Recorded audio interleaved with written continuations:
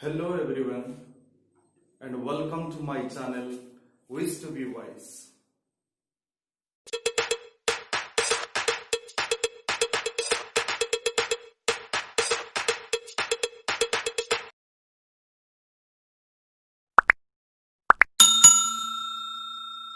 Yesterday we had a discussion about the chapter 3, why do we need a parliament, and so we discussed about it, and today we are going to discuss about discussion about it, and today we are going to discuss about people and their representatives.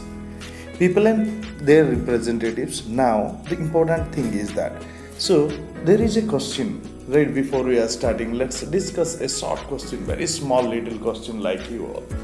So give one reason why you think there should be universal adult franchise. What is meaning of universal adult franchise?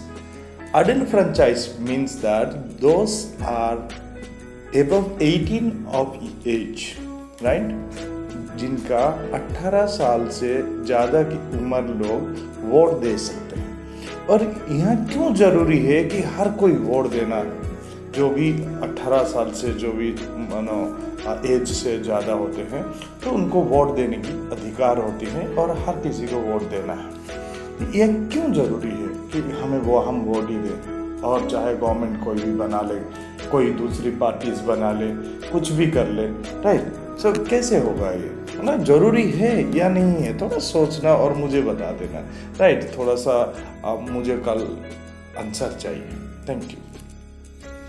Next question is that is, अगर आपके class के अंदर एक class है, right? That is whether it is 8th A1 और 8th A2, हर एक class में एक एक मॉनिटर्स होते हैं. सो उन मॉनिटर को कौन चूज करता है? Class teacher. I think so, yeah you are right. Class teacher ही उनको कर लेते. अगर वहाँ पे हर स्टूडेंट्स, जितने भी स्टूडेंट हैं, 45-50 students, number of students are there, कितने हैं कोई बात नहीं. अगर इतने स्टूडेंट्स एक या दो या तीन कैंडिडेट्स को हम खड़े करें, हाँ ये हमारे कैंडिडेट है कि ये मॉनिटर बन सकता है क्लास का, और हम बात कर रहे हैं उनके से, और हम वोट देंगे उनको, और हम यह हाथ ऊपर करके कहेंगे यस हम इनको वोट दे रहे हैं और हम इन्हें समर्थन कर रहे हैं. सो कोई भी एक जीत लेता, तो ये एक फेयर इलेक्शंस होते हैं. सो इस फेयर इलेक्शंस जब होते हैं तो हर नागरिक का ये अधिकार होता है कि वो वोट दें और अपने रिप्रेजेंटेटिव को चुने, अपने प्रतिनिधि को चुने, अपने कैंडिडेट्स को चुने. सो हर कोई हम दिल्ली जाके नहीं बैठ सकते हैं मीटिंग में, लेकिन हम क्या कर सकते हैं कि हमारे एरिया से एक आदमी को चुनेंगे और उसको हम भेजेंगे कि ही इज और she is the representative of complete community और कंप्लीट कॉन्स्टिट्यूएंसी, और ये एक एरिया का वो एक प्रधान होते हैं और वो एक रिप्रेजेंटेटिव कहा जाता है उसे, और वो जाते हैं.